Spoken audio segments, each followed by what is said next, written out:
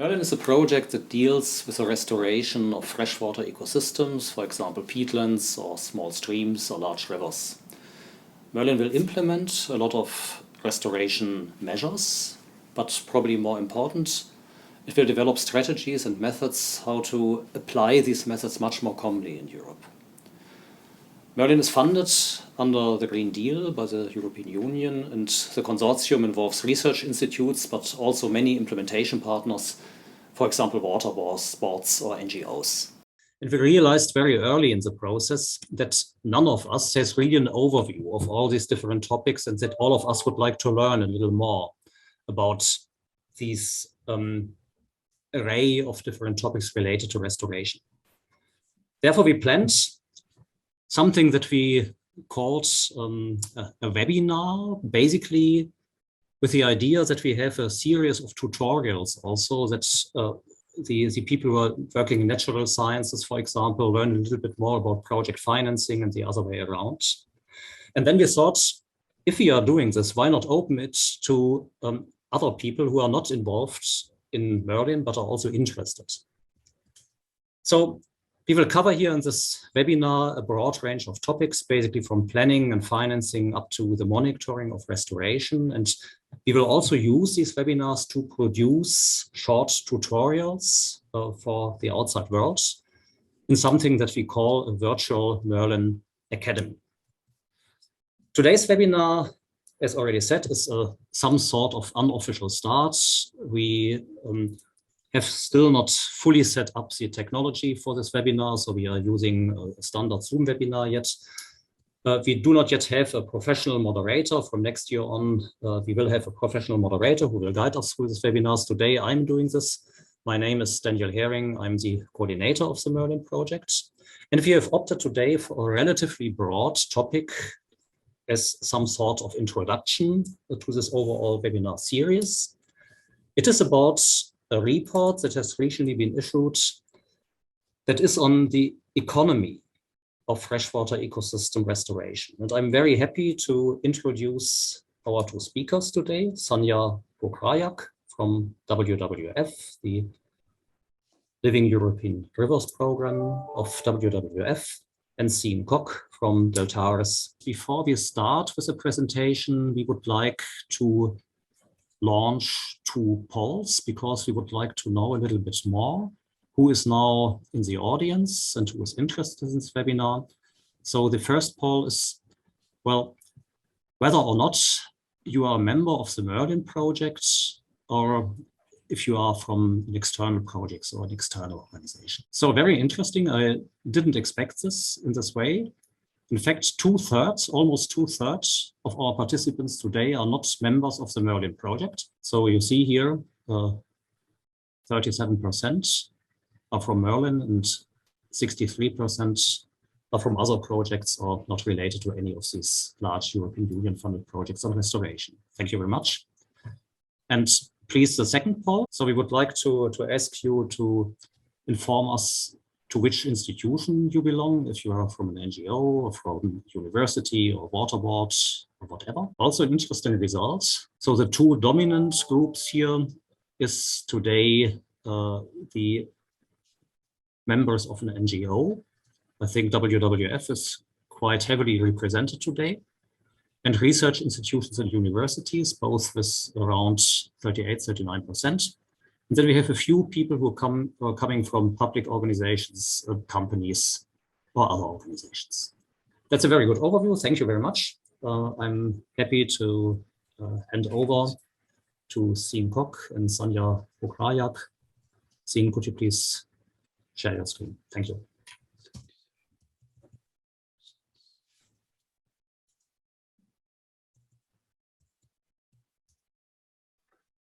Okay, thank you, Daniel, for this very nice introduction. I'm just a little bit surprised that we don't have that many people from the water boards, but yeah, that's something to look for the future.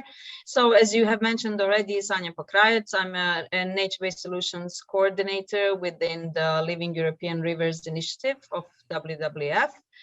And today we are here to show a part of our work on nature-based solutions within freshwater ecosystems and some explorations that we did and the findings of the report we did with our colleagues from Deltares, and how it all connects with the work that is actually planned in MERLIN. So what we've seen, that nature-based solutions are actually gaining more traction, and we understand that we need to increasingly work with nature and not against it. So we decided to explore how the economic benefits of nature-based solutions are demonstrated, and we will try to show you some examples of it today. So basically, I will provide a brief overview, and then Sien will probably give you much more detail on the economics of it. So the background is mine, and I will start. As I understand, since we have many colleagues who might not be part of MERLIN, just briefly. Living European Rivers initiative is committed to protection of freshwater ecosystems, and the nature-based solutions are seen as a way that they can assist in protection of freshwater ecosystems while also bringing benefits to our society. That is why about a year or a year and a half ago, we have commissioned this report to explore how nature-based solutions actually also bring economic benefits besides all the other, protecting nature and all the other co-benefits that we can expect from such an intervention. And the report itself was written before we even joined MERLIN, but I think it was quite nice that both us and Deltares also are part of this project. And I think we will take the lessons learned, some recommendations, but also gaps to feed into this project, and I think you will hear a little bit more about that from Sien. And in the next slide, please. I think just going back, why we want to actually really use the nature-based solutions. So the first reason is that we cannot afford the business as usual. Sien, please. Then the next one. We can see what the rivers look like. So quite a lot of European rivers are very impacted, as you can see here in red. Not a lot of them have good connectivity status, and we have a very, let's say, not such a large number of rivers that are free flowing. So we have dams, we have obstacles, and the floodplains are largely transformed. And the next one, Sien, please. These are the next thing is that climate change is happening. We know that these are some recent examples from Bosnia and Herzegovina. The floods were happening right at the time when we were talking at COP. So these are just some most recent examples, and I couldn't find a picture. I wanted to show one where the medical station, the one for the medical oxygen for COVID patients, was also flooded, and the whole country was paralyzed by it. So that's another really reason that we need to face. And the next one, Sien, please.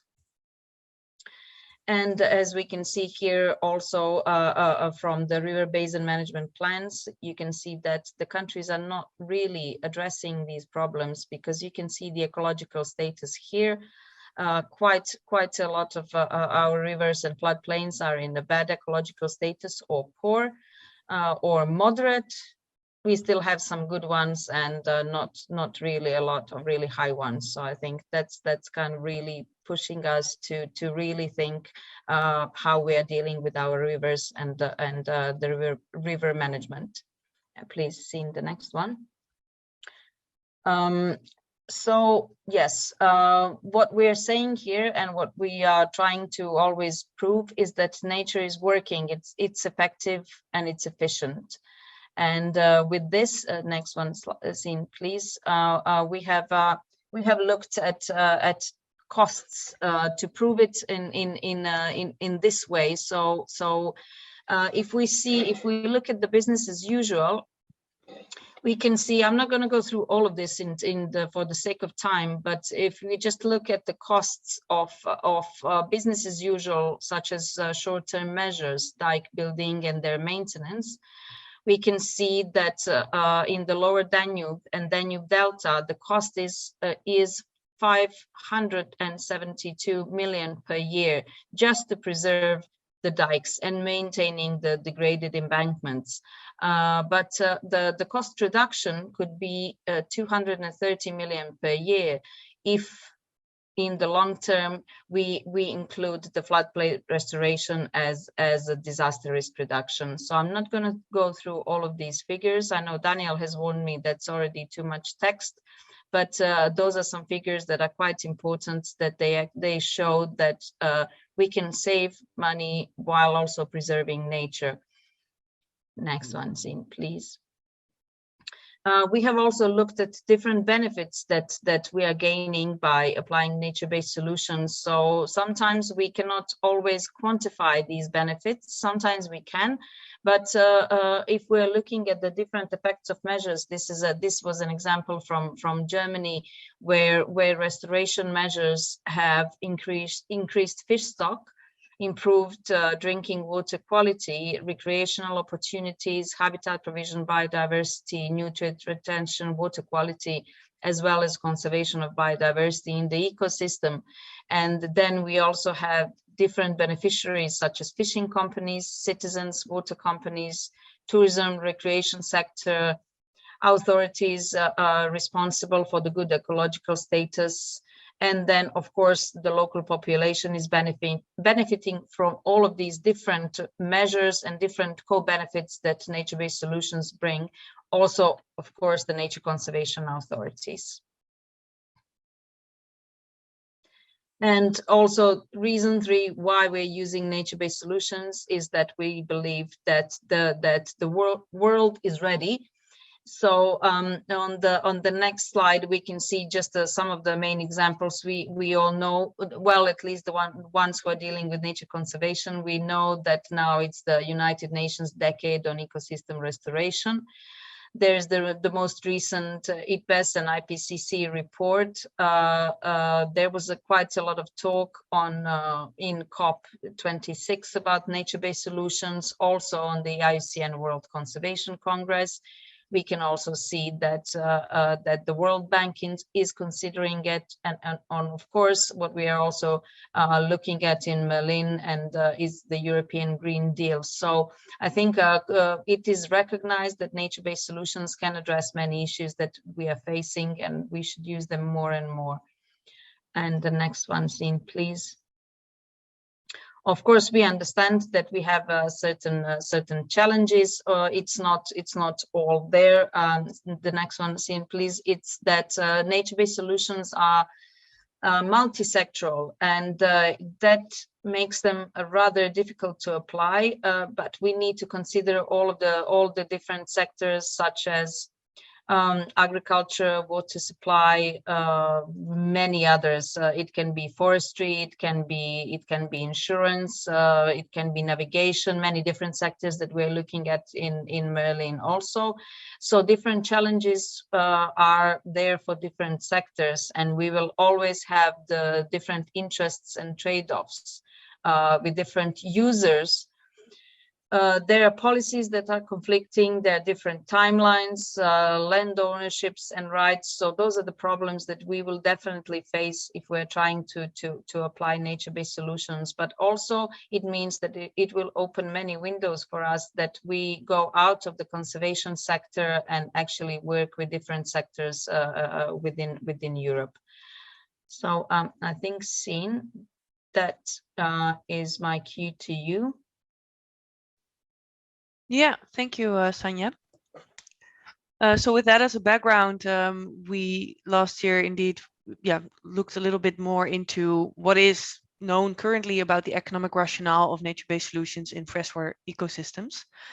And just to mention, the MERLIN project has a bit wider scope than we did in the report when we're talking about freshwater ecosystems. So in the MERLIN project, we'll be looking at peatlands and wetlands, as well as small stream basins and larger rivers. In the report, we're focusing mostly on those smaller stream basins and rivers. So that's also what I'll be talking about now. Let's see. No. Right, so a bit of background already just discussed by Sanja, but what we have seen in the rivers of Europe in the previous century we have modified them very significantly. And most of that we did on the basis also of economic arguments that made sense at the time. So we have modified our systems on a specific set of functions, 4 key functions mainly. And they all sort of fit in the ecosystem world of the provisioning services. So we're talking about agriculture in the floodplains, for example. We optimized it by making sure these floodplains didn't flood so much anymore. We have built dams so that we have enough water to supply our agriculture, irrigation water, as well as hydropower. We've built dikes to make sure we don't flood our economic hinterland. And we've optimized the systems for navigation. And as you can see in the figure below, all of those services are sort of in the black line. So we optimize the system for one set of functions, but this comes at the detriment or as a trade-off to other functions. Particularly, and you can see those in the red line and in the brown line, regulating services and cultural services. But also ecosystem integrity is much lower when we optimize for those specific functions, as well as biodiversity. So what does this mean? In the present day, we are still dealing with the consequences of all of that modification that we did in the previous century. And this has also led to new challenges and insights on what we could be doing. And those challenges include, well, for example, the sediment budgets that have been disturbed significantly. We see that the focus that we had on flood mitigation and drainage combined with climate change right now is increasing problems with low water levels and drought, as well as flooding. And the barriers that we have been building and the water quality that was just shown by Sanja, well, they lead to a significant decline still ongoing in the populations of freshwater species. And well, present day insights mean that we would like to change that and that we would like to optimize our systems for all of those functions instead of the ones that we used to prioritize. So that has led to a number of new concepts in the previous decades on river management, such as natural river management, integrated river basin management, and as mentioned, a lot of momentum right now for nature-based solutions and restoration of our systems. Does that mean that we can fully restore the systems to the way they once were? No, because we have changed our landscape too much. And it doesn't make economic sense. So in many cases, we will probably arrive at some sort of hybrid solution where we integrate nature-based solutions and restoration with, well, the old infrastructure or other infrastructure that we also need at the same time. For example, by having these kind of willow forests in front of the dike to reduce the wave impact. Now, today's talk will be focusing a bit on economics, the role of economics in river management decision-making. And I'm sure a lot of you know these kind of pictures, but I just wanted to tell you where in the process of river management we are today. So in the planning cycle, we start usually with a problem. We have a situation, we have a goal that we want to achieve. And then we look at, okay, what are the strategies that can help us achieve that goal? And we have to select an optimal strategy, and that is where we are today. And after we have selected that strategy, then you go on to design and implementation. But economic evaluation, we use that as a decision support in strategy choices. So whether a project makes economic sense or not, it depends on the context. And what is the context? In this case, the context is the public investment perspective, because as we know in river management, mostly the people responsible for doing things, changing things are the public sector. So they're the ones that we are using to determine whether something makes economic sense or not. And just to illustrate a little bit, you see a picture here from the Asian Development Bank's guideline for economic analysis of projects. And they give us these decision rules. And for projects that generate environmental benefits, and river management, all river management projects sort of fall into that category, we can have either two options. So either we can see that the benefits of these projects can be adequately valued in economic terms, and then we use a full cost benefit analysis, or we have the case where we cannot value those benefits, or we don't have the data, for example, or we don't have the time, and then we can use cost effectiveness analysis. Now, just to explain a little bit what are these kind of tools before we dive into it a bit more. Cost effectiveness analysis is used to identify the least cost alternative. So basically the cheapest way to achieve a single goal or a single set of goals. And you do that by looking at a different set of a set of measures, and you assess, okay, this is the amount of effect that is going to achieve. For example, the amount of water table that is being lowered, or the nutrients removed from the system, or carbon stored per hectare. And then for each measure, you calculate the amount of effects, and we have some knowledge about the costs. We can calculate a cost per unit, and then we can choose the cheapest option. Well, if we do this, and it's good to know that this is done a lot, we are, of course, disregarding all of those co-benefits and that multifunctionality of nature-based solutions. So we don't look at the wide scope of ecosystem services delivered by those ecosystems. So that is why generally we would prefer a full cost-benefit analysis, because that has the basis in welfare economics. So we're really looking at, if I invest my public money, my taxes, how am I going to get the best result for society as a whole, for the welfare? It's good to know that either one of those tools are usually mandatory for public investments of a certain scale, particularly if there's a bank involved in financing the project. And then I just have to catch my breath a bit because I'm. So this is the perspective that is mostly used. Just to highlight a little bit, of course, there's also the private investment perspective. Whenever there is the case that it's not just public revenues, or public benefits accruing, but also private benefits, so an actual cash flow coming from a project, for example, as a result of carbon credits or let's say recreation benefits or something, and there's actually cash money coming in and it's higher than the investment costs, then you have a business case. And then it may not be necessary for the public investor to invest. Or you can use this, of course, in a case where there's not enough public money to go around, and you can make some sort of combination with private investors. And that's why this is also of interest in the project, and we'll also be looking into those kind of situations where this is the case. Now, before we continue a little bit, I wanted to quickly highlight, okay, what exactly are the kind of investments that we're talking about, those nature-based solutions. I'm not going to go into it in depth, but yeah, just so you know, we have these river landscapes, those valleys that we are living in, and we have that set of challenges that we want to improve, such as dealing with drought, flooding, water quality, dealing with economic damage. And of course, restoring the natural system and nature-based solutions are not the only things that we need to change to improve that. We also need to change our land use, maybe change the way we have urban planning, etc. But for now, we'll be focusing today on restoration of that natural system.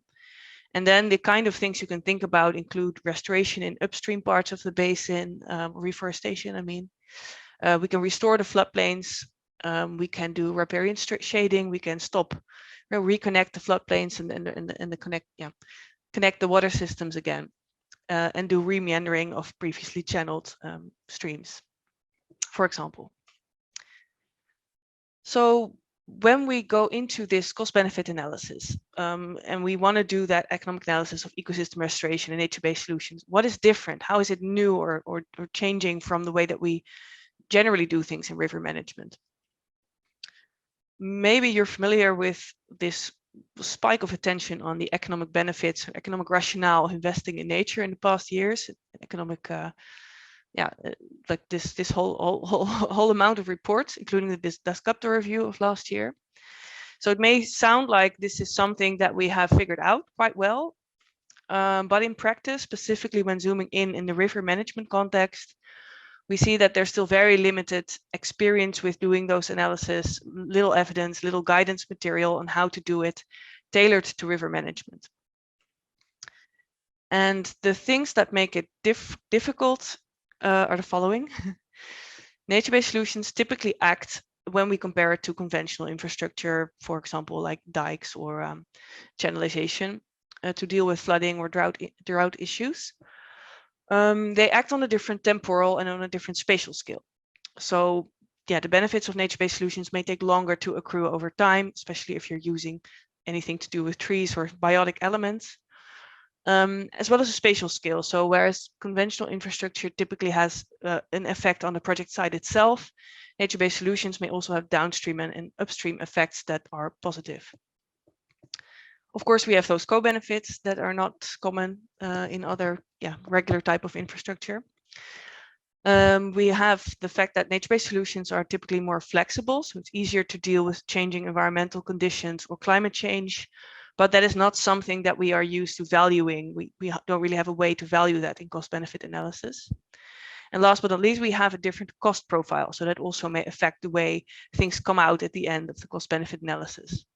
For all of these things, it goes that we just have a lot less experience with how to do it, a lot less data, therefore, to count on. So that makes it time and resource intensive, which is not always available in practice. So what does this mean? This means that in practice, nature-based solutions are often at a disadvantage in any standard cost-benefit analysis study done, for example, for these kind of projects, or if we need to get funding for these projects. Now, this report, we also really looked at what do we know, what is the evidence out there, what is the tools and the examples of people that have looked into these kind of things. So we kind of know where do we start, where do we stand right now. And I'd like to just talk you through a little bit of the insights that we had, starting with cost effectiveness. There definitely is a growing evidence base on that. Yeah, on the cost effectiveness of nature-based solutions in a river context compared to conventional infrastructure. And in many cases, but not always, these may also be positive. So there is indeed a higher cost effectiveness. But this depends on a number of factors, including the local physical setting. Not every nature-based solution is effective everywhere. This depends, of course, on the natural system.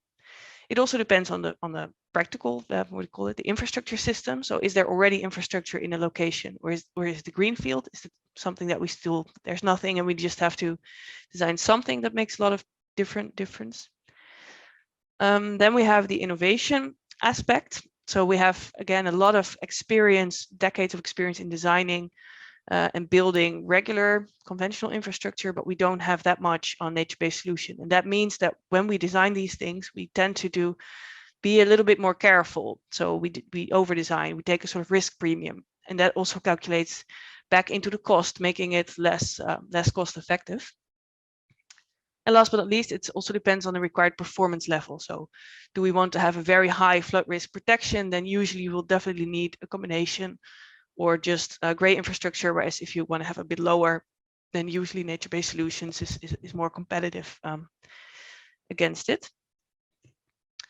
And I just really wanted to highlight this very nice guideline developed in a previous EU project, specifically focusing on cost effectiveness analysis for river restoration. And two of the things that really were recommended in this guideline is that when we do these analysis, we really should be focusing not on individual measures, but really looking at the effectiveness of a larger set of measures against larger project scale. So not at the project site, but preferably at the basin level. So that was a key recommendation from that guideline. Moving on to the more cost-benefit analysis, that wider scope of effects. If we want to calculate or value those wider scope of benefits, we really have to dive into the value of ecosystem services. There are a few studies really focusing on sort of compiling all of the evidence that has been published in literature that attaches a value to these ecosystem services, that whole different set. I'm not going to go into a lecture on ecosystem services here, but you can see here a number of the benefits that can be derived from these rivers, lakes, wetlands. And these here are, this is a study compiling all of those values. Well, how does it work? Getting those values, that's very different. There's a lot of different tools here, and sometimes it can be very straightforward. For example, if there is a concrete market like fish, you could just see, okay, this project increases this amount of fish and we can sell them and then we have a value. But in many cases, it's a bit more difficult. For example, for services like increasing water quality or higher landscape quality or preserving biodiversity. And then there's this other type of studies that can be done, for example, willingness to pay studies, which basically means using questionnaires, asking a lot of people how much are they willing to pay to publish a specific project or to derive to a certain benefit. For example, here they did this study looking at the willingness to pay for increased status in water quality so from bad to moderate or moderate to good status. And they asked a lot of people in the different member states of the EU. And then here we see the value per household on how much people are willing to pay for an increase in status in a specific basin, I think. So yeah, of course, it makes sense that this changes a little bit per country and per culture and how much people have to spend in general.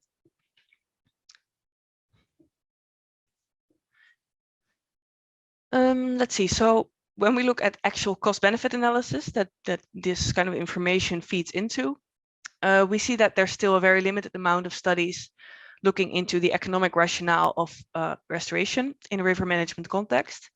That is not to say that they're not there. I think they probably are, but it's just a lot of gray literature. So in each country's own language and somewhere on a computer, but not necessarily public open source information, not peer-reviewed published journals. So that means that it's very difficult to get all of that information together and learn from each other.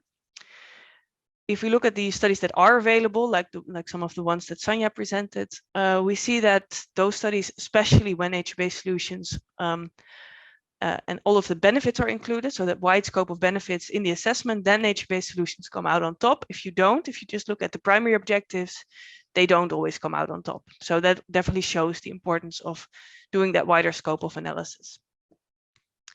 Now, just two quick things I thought was nice to share. There's this one report looking at removing obsolete dams in Europe, where they show that you've heard that we have about 1 million of those barriers in our systems, that it can be a lot cheaper to just remove them rather than actually keep on maintaining them over time. So that's a nice thing. And another topic on jobs and livelihoods that is not something typically included in a cost-benefit analysis. But this report from the International Labour Organizations demonstrates that any green economy job recovery investment can be quite effective in creating jobs. And they specifically highlight reforestation and floodplain restoration as investments that really can create a lot of jobs and livelihoods in both the short and the long term. Moving on to some of the recommendations from our report. Of course, I think that message probably came across. We would really suggest increasing better guidelines to integrate that wide scope of benefits into cost-benefit analysis to facilitate the uptake of nature-based solutions, to create a sort of more level playing field in that economic analysis. So that means creating those guidelines. That means also reviewing those benefits at a sufficiently large scale, larger maybe than what we're used to often at the more project level project site, including also upstream and downstream effects and that wide scope of benefits. Now, in the MERLIN project, we'll be picking this up by doing a number of case studies with cost-benefit analysis and also developing a guideline on economic benefits valuation of restoration. And we will also be looking at, I think Sanja already showed that a little bit in her example, if you have those benefits and you know the beneficiaries, you can also move on to identifying investment opportunities for different kind of sectors and connect that to financing mechanisms. So that's also something we'll be working on. Another key point, we need to create a more enabling regulatory environment. So we need to make sure that nature-based solutions are included in the project formulation process. So they are actually one of the strategies that we are using to look at different ways to obtain an objective. We need to increase awareness raising, capacity building, make sure that we know a lot about those projects and we share that knowledge. Can also help to set specific policy goals on including nature-based solutions, and also change maybe our budgeting rules a little bit on how to prioritize certain investments like nature-based solutions or things that have natural capital benefits. And what would also be very valuable is to just increase the project pipeline, to know where are the projects, and also to really just identify them and develop those projects to be able to link them to potential investors. And then we would really use, it would be good to have sort of multidisciplinary committees per region to do that. Now, we'll be working on this in the MERLIN project as well, working on transformation and policy levers, definitely also on awareness raising and capacity building. And we will, in 17 cases, also be working with case study boards combining a lot of stakeholders from each basin, and they will be working on upscaling plans, including identifying projects. Now, almost to the end of my presentation. Let's see. We definitely see the Green Deal and similar funds and trends as a very promising catalyzer to this scaling up investment in nature-based solutions. So one of the things that we need to do first is to raise awareness amongst ourselves. What exactly are the opportunities offered by these new funds?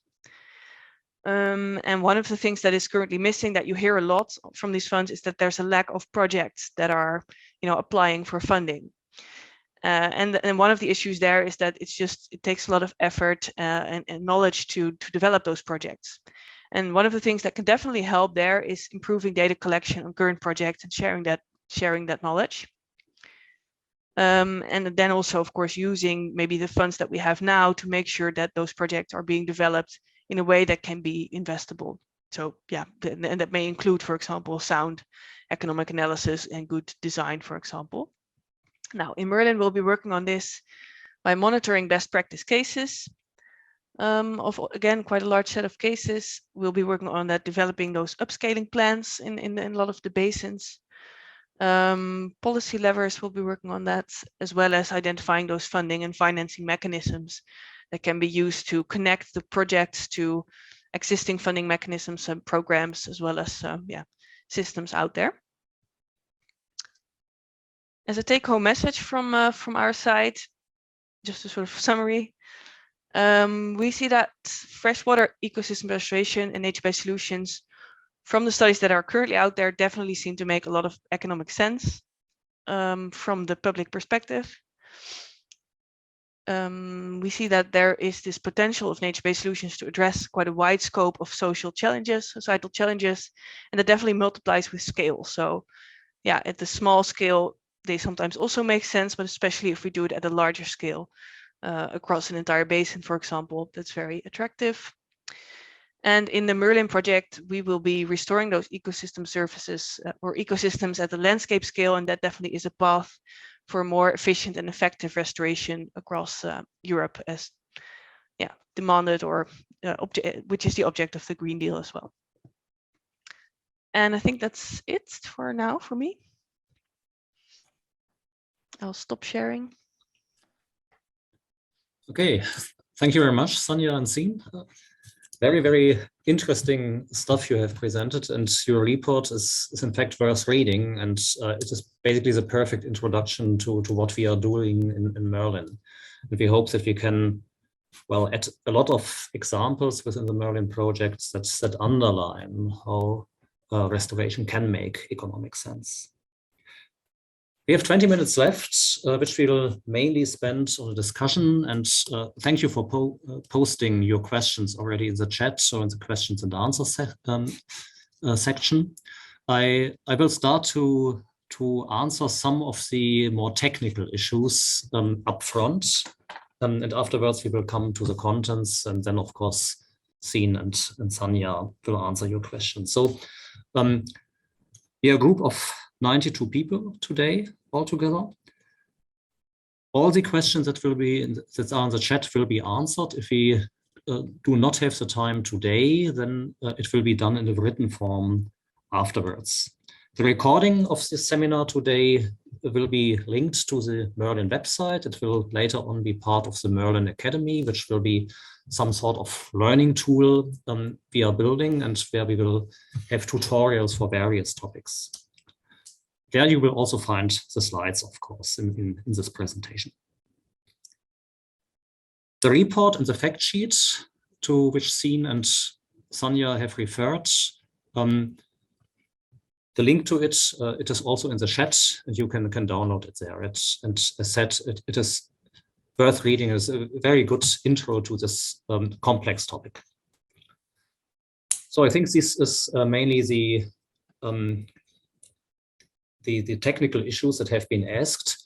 Before we come now to the contents, we would like to launch a third short poll. So it is not simple to answer, but we would like to have your impression of what is the most important economic sector with which we should cooperate in well, the restoration fields to, well, basically pursue freshwater ecosystem restoration at large scales. We have included also in MERLIN various of these economic sectors, not all of them.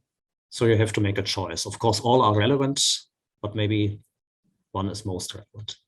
And we stop the poll, and the clear winner of this poll is the agricultural sector. So majority of the participants is of the opinion that, well, we have mainly to work with agriculture to achieve nature-based solutions for freshwater ecosystem restoration. But also the other areas are not unimportant. Hydropower especially also offers plenty of options, certainly. Yeah, here you see the results. Thank you very much. We come to a number of content-related questions now that have been asked to the chat.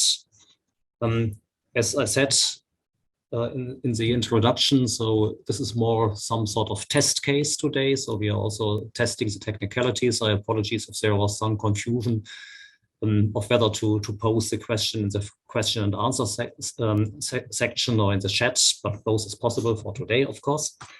I would like to start with a question to Sanja.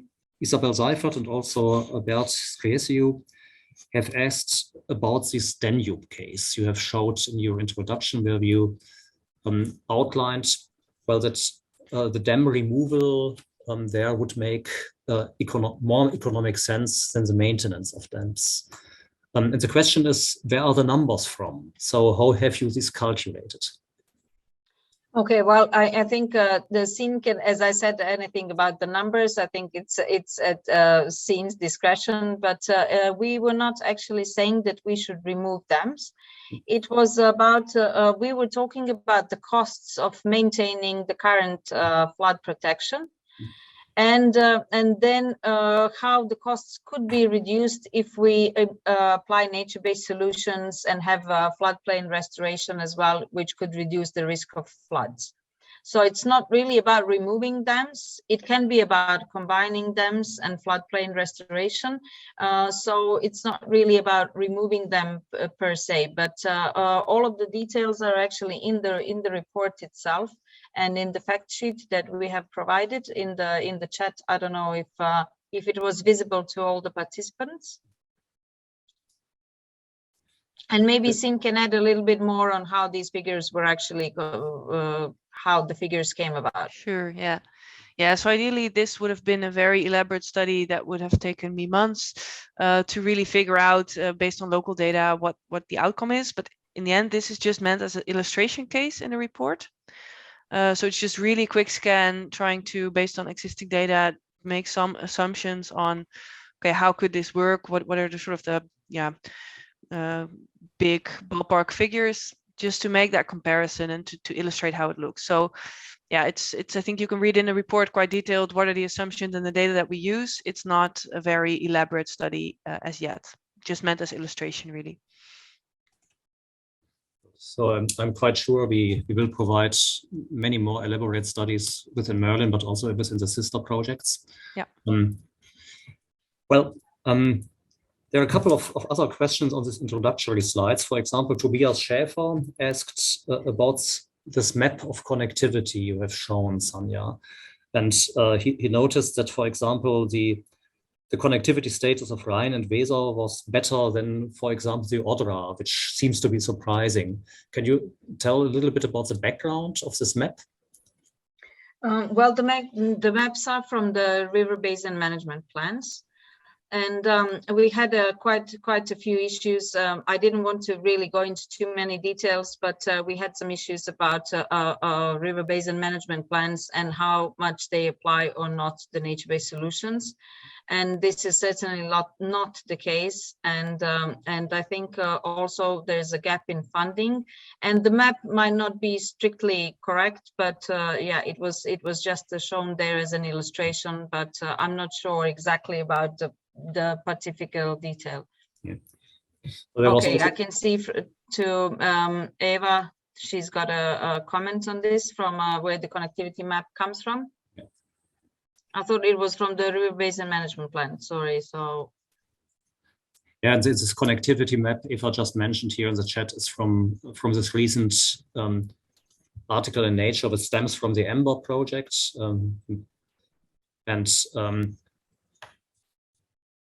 It is relatively complex how they have rated this connectivity status. It is not just simply the number of dams, but it is a well-ground truth study.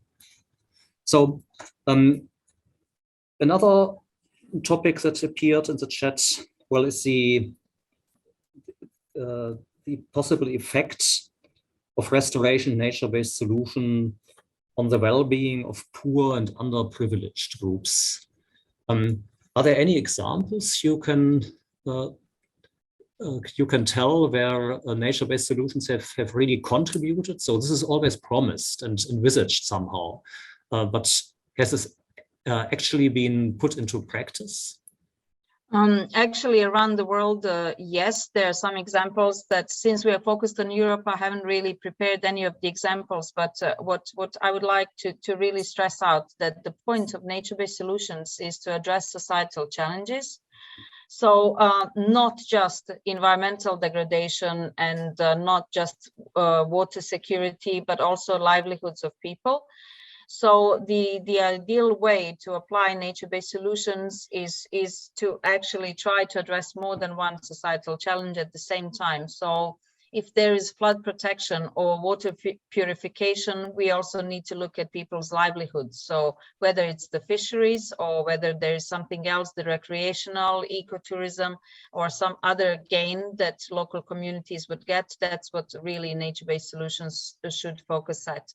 I don't have specific examples right now, but I'm aware of different examples from around the world where, let's say, in certain areas, certain plants were grown to actually reduce erosion, and then the plants would be used to increase local livelihoods in terms of creating I don't know, different things from the biomass, or just using the biomass. So there are different examples, but those are most kind of not really from Europe.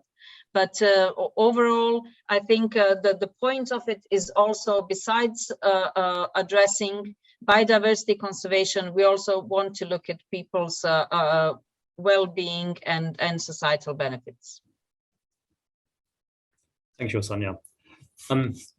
We have time for 2 or 3 more questions and answers. So there is a question on the link between cost-benefit analysis and the IUCN guidance on nature-based solutions. Mm-hmm. So is this considered there, or do you see any thoughts of how to compare these different approaches?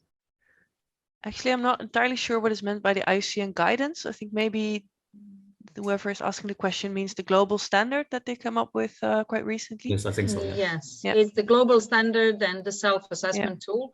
And actually, the economic feasibility is a part of the global standard, and it's one of the criteria.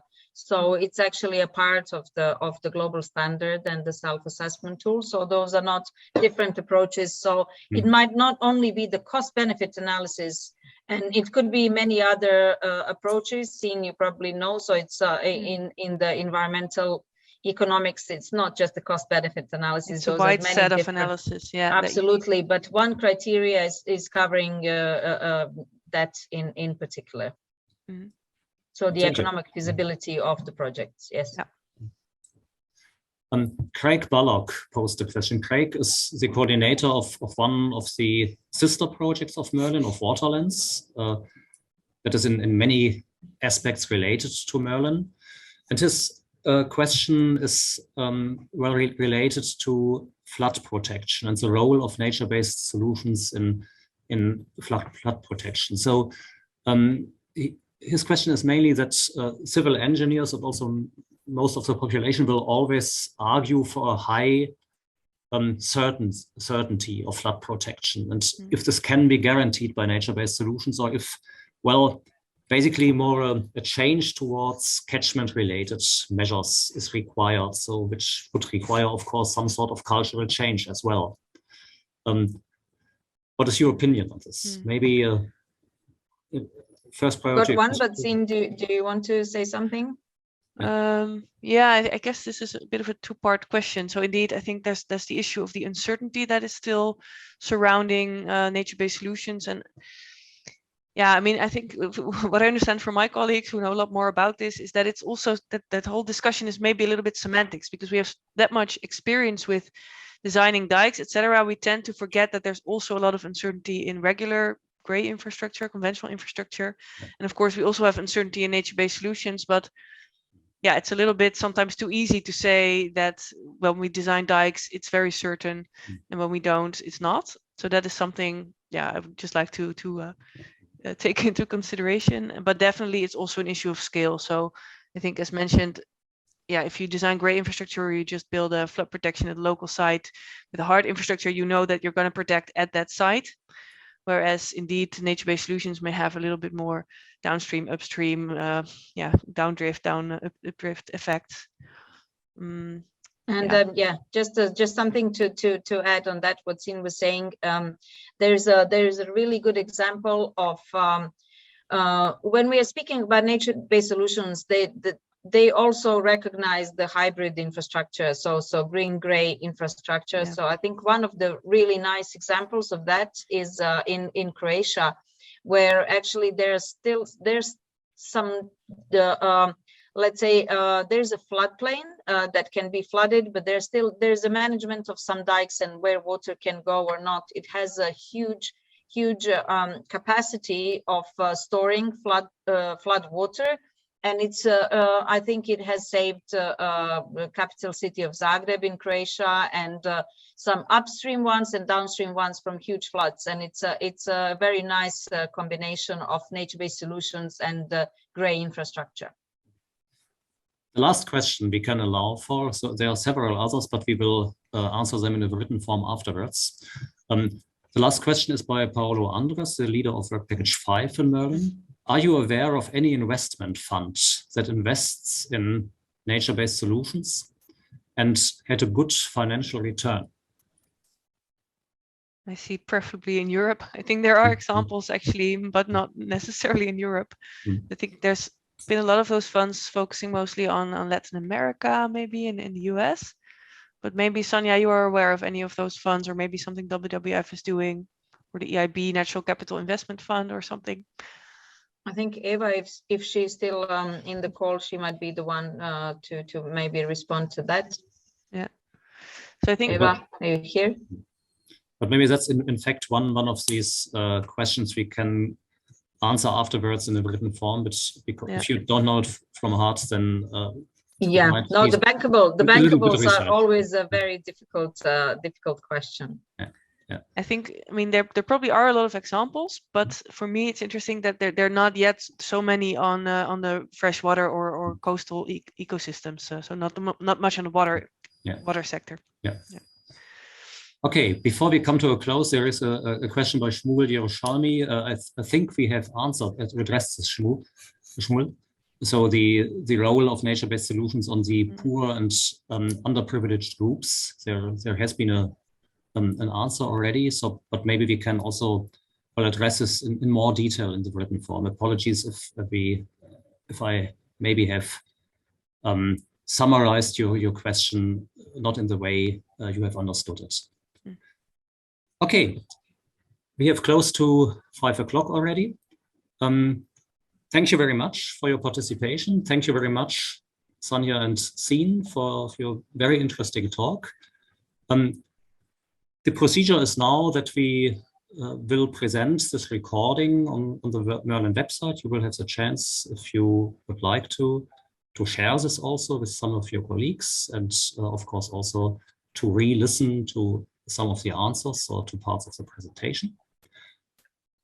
And we will try to answer some questions from the chat in the written form. We will very soon answer the remaining questions, and I think we will also send a short document with the answers to everyone involved today.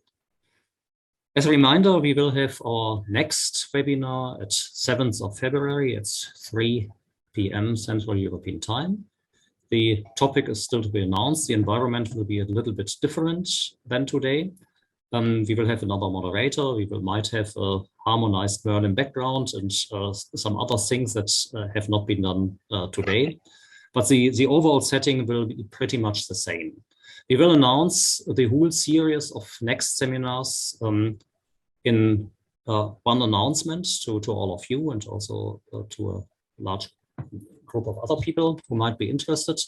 And then you can plan and attend the topics you are interested in. Again, thank you very much. We are looking forward to the next seminars. We are looking forward to cooperate with you in this project and also with our sister projects. And we always welcome comments. We also always welcome other examples, for example, of economically successful nature-based solutions. We are collecting them, so to say. And I wish you a nice festive season and a good New Year, and hope to see you at the latest at the 7th of February.